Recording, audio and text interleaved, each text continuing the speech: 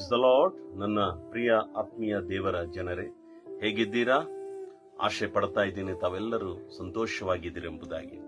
ಬನ್ನಿ, ಈ ದಿನ ನಾವೆಲ್ಲರೂ ಕೂಡಿ ಒಂದು ವಾಕ್ಯವನ್ನು ಧ್ಯಾನ ಮಾಡಿಕೊಳ್ಳೋಣ.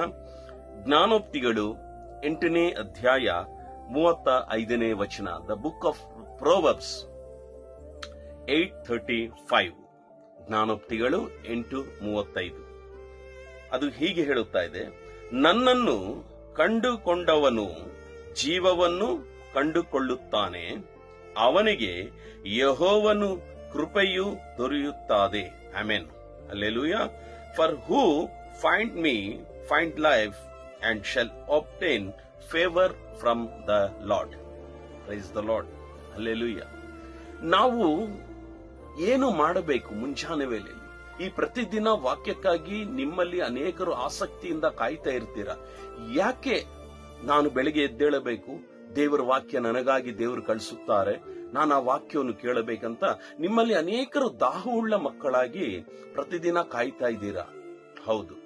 ಯಾಕೆ ಕಾಯಬೇಕು? ಯಾಕಂದರೆ ದೇವರ ವಾಕ್ಯವನ್ನು ಕಂಡುಕೊಂಡಿರೋರು ದೇವರನ್ನು ಕಂಡುಕೊಳ್ಳುತ್ತಾರೆ ಎಂಬುದಾಗಿ.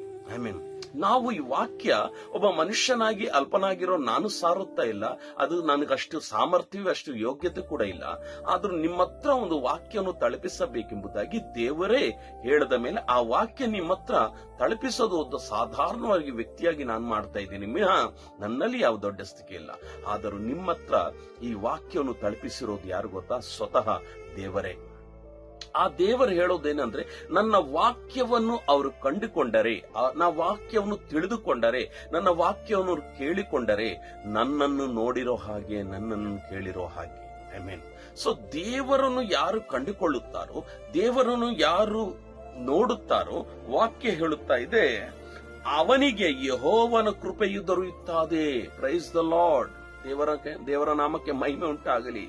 ಈ ಲೋಕದಲ್ಲಿ ದೇವರು ಹೇಳುತ್ತಾ ಇದ್ದಾರೆ, ಯಾರು ನನ್ನನ್ನು ಕಂಡುಕೊಳ್ಳುತ್ತಾರೋ ಅವರಿಗೆ ನನ್ನ ಕೃಪೆಯು ಉಂಟಾಗುತ್ತದೆ. ದೇವರ ಕೃಪೆ, ದೇವರ ಕೃಪೆ ಅನ್ನೋದು ಬಹಳ ಶ್ರೇಷ್ಠಕರವಾದ ಒಂದು ವರವಾಗಿದೆ.